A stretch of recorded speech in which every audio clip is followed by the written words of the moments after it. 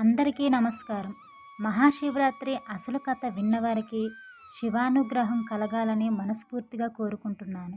సాక్షాత్తు పరమశివుడే పార్వతీదేవికి చెప్పిన కథ. ఈ మహాశివరాత్రి అత్యంత పవిత్రమైన రోజు. ఆ మహాశివునికి ఎంతో ప్రీతికరమైన రోజు. ఇక కథలోకి వెళ్దాం. ఒకనాడు కైలాసంలో మేరుపర్వతి శిఖరంపై పార్వతీ పరమేశ్వరులు సుఖీసీనులై కూర్చున్నారు. ప్రశాంతమైనటువంటి ఆ వాతావరణంలో పార్వతీదేవి తన మనసులోని సందేహాన్ని ఆ శివునితోటి ఇలా అడిగింది. స్వామి, భూలోకంలో మానవులు ఎన్నో పాపాలు చేస్తూ ఉంటారు కదా, మరి వారి పాపాలను ఎలా పోగొట్టుకోగలరు? ఏ వ్రతం చేస్తే వారికి మోక్షం లభిస్తుంది? ఏ వ్రతం అంత పవిత్రమైనది? దయచేసి నాకు తెలియచేయండి అని పార్వతీదేవి ఆ శివుణ్ణి ప్రశ్నిస్తుంది. అప్పుడు ఆ బోలాశంకరుడు చిరునవ్వుతో ఇలా సమాధానం చెప్పాడు. దేవి, మహాశివరాత్రి వ్రతం అత్యంత పవిత్రమైంది. మాఘమాస బహుళ చతుర్దశి నాడు ఈ వ్రతాన్ని ఆచరించాలి. తెలిసి చేసినా తెలియక చేసినా ఒక్కసారైనా ఈ వ్రతం చేస్తే చాలు, యముని భయం దూరమవుతుంది, ముక్తి లభిస్తుంది. మహాశివరాత్రి మహిమను తెలిపే ఒక అద్భుతమైన కథ చెప్తాను, జాగ్రత్తగా విను అని శంకరుడు ఇలా ప్రారంభించాడు. పూర్వం ఒక చిన్న గ్రామంలో చిత్రబాను అనే వేటగాడు ఉండేవాడు. ప్రతిరోజు అడవికి వెళ్ళి జంతువుల్ని వేటాడి వాటిని అమ్మి అలాగే వాటి యొక్క మాంసాన్ని తిని తన కుటుంబాన్ని పోషించుకునేవాడు. అతను చాలా పేదవాడు. తన కూతురు పెళ్లికి కావలసిన డబ్బు లేకపోవడంతో ఎప్పుడూ బాధపడుతూ ఉండేవాడు. చివరికి ఒక వ్యాపారి వద్ద అప్పు తీసుకొని తన కూతురు పెళ్లి చేశాడు. ఆ విధంగా ఉంది అతని పరిస్థితి.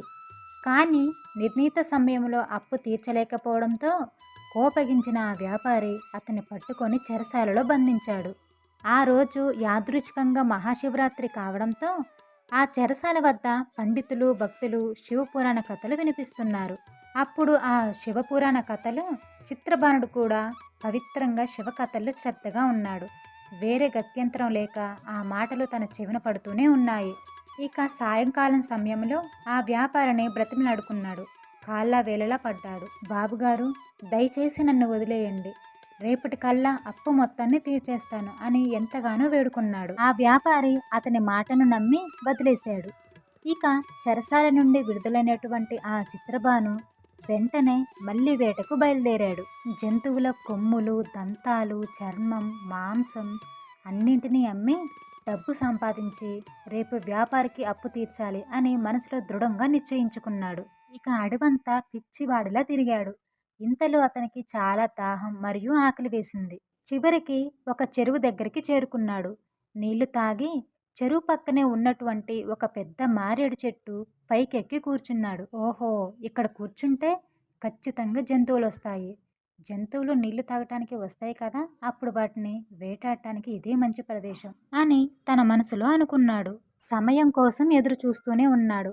కానీ తనకు తెలియకుండా ఆ చెట్టు కింద ఒక శివలింగం ఉంది. ఆ విషయం నిజంగానే తనకి తెలీదు.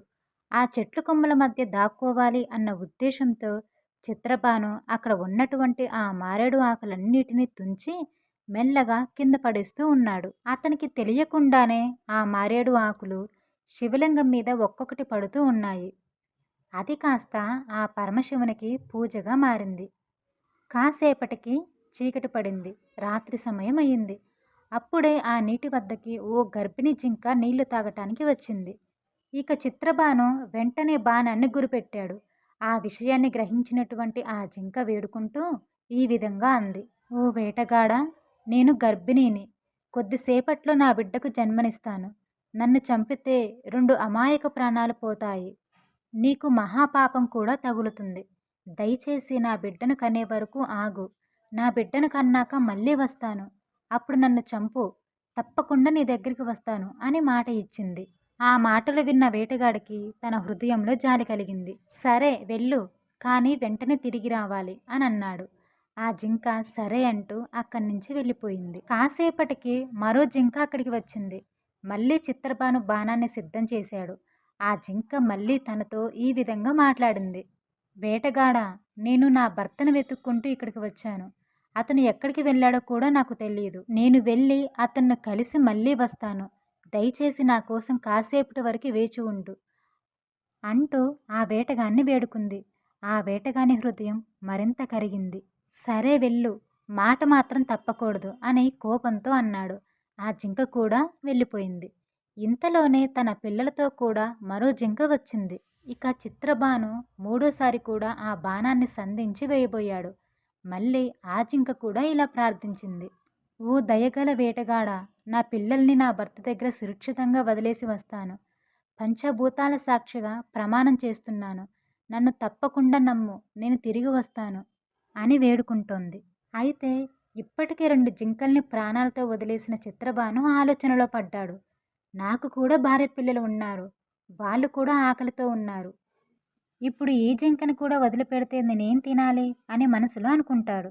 కానీ నేను నా పిల్లల కోసం ఆలోచిస్తున్నట్టే ఈ జింక కూడా తన పిల్లల కోసం ఆలోచిస్తుంది కదా అని తనతో తానే మాట్లాడుకొని మళ్ళీ కరుణతో ఆ జింకను కూడా విడిచిపెట్టాడు.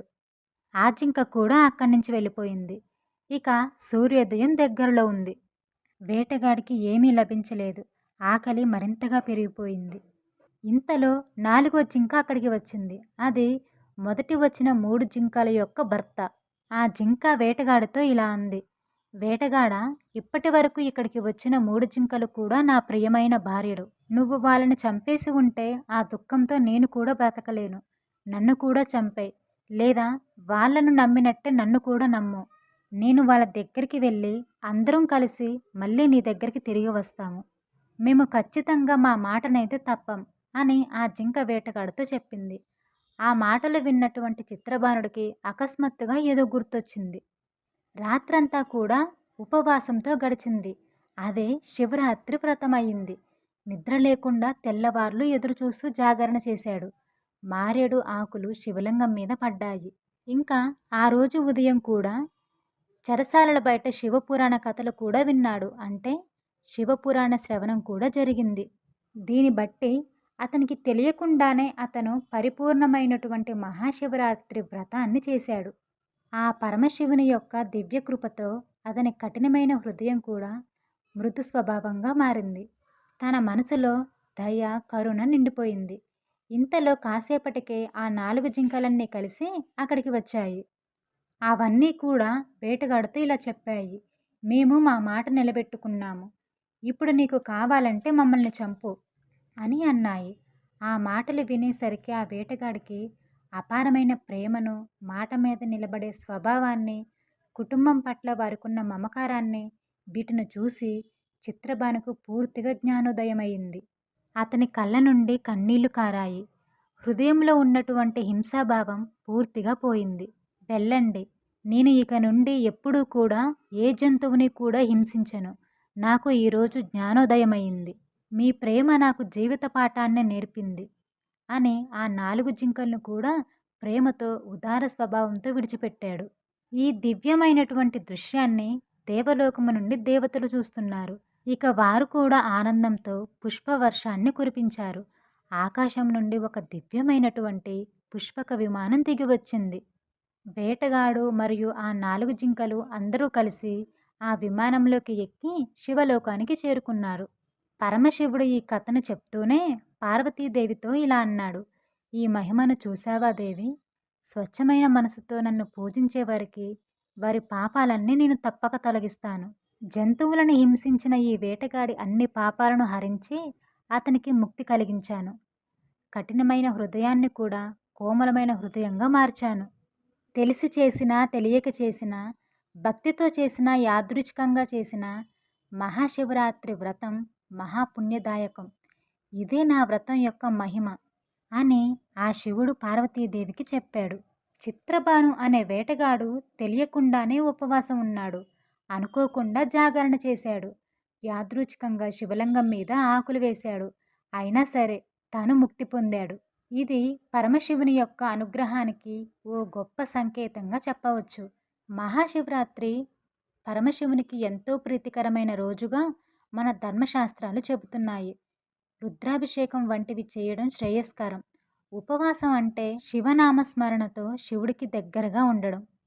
చూశారు కదా, ఆ వేటగాడు తెలియకుండా చేసిన ఉపవాసం, జాగరణ ఆ పరమశివుడు చూశాడు. మనం భయభక్తులతో చేస్తాము. ఆ శివుడు చూడకుండా ఉంటాడా? నమ్మకంతో పూజ చేయండి. ఆ శివ ఆశీస్సులు ఎప్పుడు మీ మీద ఉండాలని మనస్ఫూర్తిగా కోరుకుంటున్నాను. అందరికీ మహాశివరాత్రి శుభాకాంక్షలు. స్టోరీ నచ్చితే లైక్ చేయండి. ఇంకా మరిన్ని స్టోరీస్ కోసం నా ఛానల్ని సబ్స్క్రైబ్ చేయండి. ధన్యవాదాలు.